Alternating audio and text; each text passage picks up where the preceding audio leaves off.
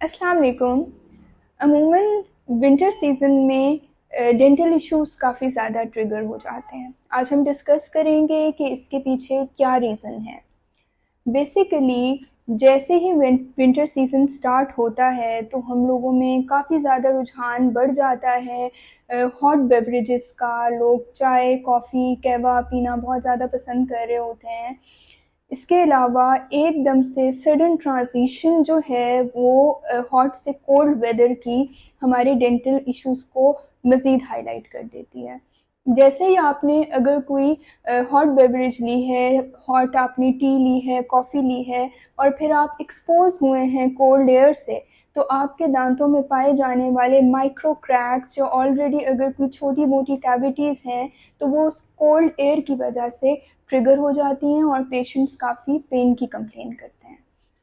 इसके अलावा winter season में काफ़ी ज़्यादा जॉ स्टिफनेस हो जाती है और ये हमारा जो टेम्पोरोमैंडिबुलर जॉइंट है और उसके इर्द-गिर्द के जो मसल्स हैं हमारे फेशियल मसल्स, वो भी इससे बुरी तरह अफ़ेक्ट होते हैं। मसल जो हैं वो टॉट हो जाते हैं, स्टिफ़ हो जाते हैं और टीएमजे से रिलेटेड प्रॉब्लम्स जो हैं वो पेशेंट्स में प्रेज़ेंट होना शुरू हो जाते हैं।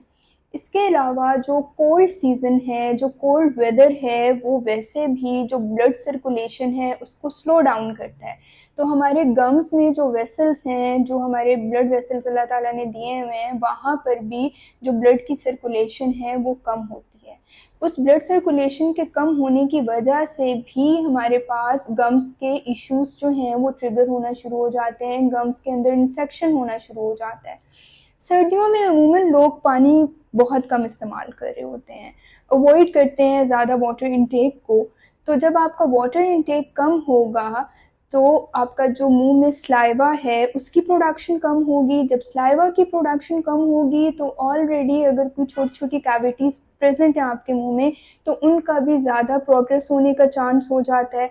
इसके अलावा बैड ब्रेथ और गम डिजीज़ेस भी इस वजह से होते हैं क्योंकि स्लाइवा हमारा बहुत अच्छा नेचुरल बफर है और वो हमारी हाइड्रेशन के स्टेटस के साथ डायरेक्टली रिलेट करता है। सर्दियों में अपने जो पानी की इनटेक है उसको आपको बढ़ाना होगा। और जो सडन फूड ट्रांजिशंस हैं, एकदम से हॉट टू कोल्ड फूड की तरफ जब ट्रांजिशंस होती हैं तब भी शदीद सेंसिटिविटी होती है दांतों में। तो इन चीज़ों से भी आपने अवॉइड करना है, सडन ट्रांजिशंस नहीं करनी।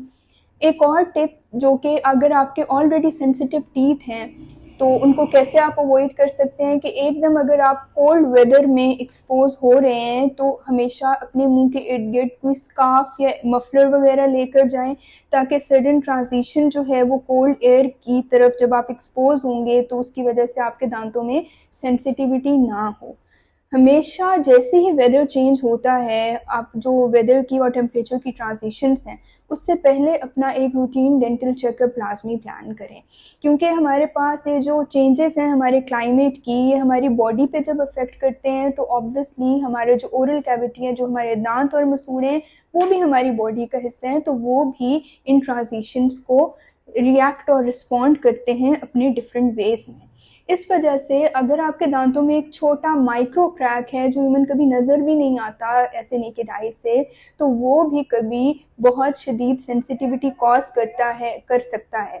इसके अलावा माउथ ब्रीदिंग बहुत ज़्यादा होती है विंटर्स में। माउथ ब्रीदिंग की वजह से भी हमारे पास जो है ना वो ड्राई माउथ और साथ में हेलिटोसिस जिसको बैड ब्रेथ कहते हैं उसका काफ़ी ज़्यादा कंप्लेन आता है।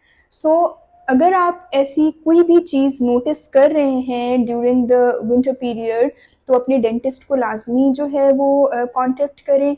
अगर आपको कोई सेंसिटिविटी हो रही है दांतों में तो आप जो सेंसिटिविटी के टूथपेस्ट हैं काफ़ी अच्छी कंपनीज़ के हैं, आप वो अपने डेंटिस्ट से रिकमेंड करवा के डिसेंसिटाइजिंग टूथपेस्ट इस्तेमाल करें।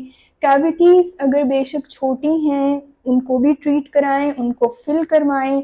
अपनी जो रेगुलर डेंटल चेकअप है उसको प्लान करें। अपनी जो स्केलिंग पॉलिशिंग है वो आप जो है हर 6 मंथ्स के बाद कराएं। ऑनसेट ऑफ विंटर से पहले भी करवा लें ताकि आपका बिल्कुल नीट एंड क्लीन हो आपका ओरल कैविटी। पानी का इस्तेमाल ज़्यादा से ज़्यादा करें। अपने आप को आप डिहाइड्रेट ना होने दें, और बहुत ज़्यादा एक्सट्रीम हॉट या एक्सट्रीम कोल्ड वाटर को जो है वो अवॉइड करें, ल्यूक वार्म या फिर रूम टेम्परेचर वाला पानी इस्तेमाल करें।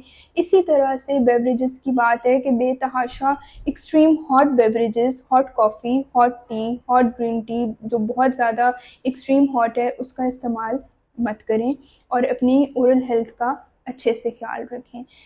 इसलिए हवाले से अगर आपका कोई भी क्वेश्चन है हमसे तो कमेंट सेक्शन में हमें बताएं, और मिलते हैं नेक्स्ट वीडियो में एक न्यू डेंटल टॉपिक के साथ। तब तक के लिए अल्लाह हाफ़िज़।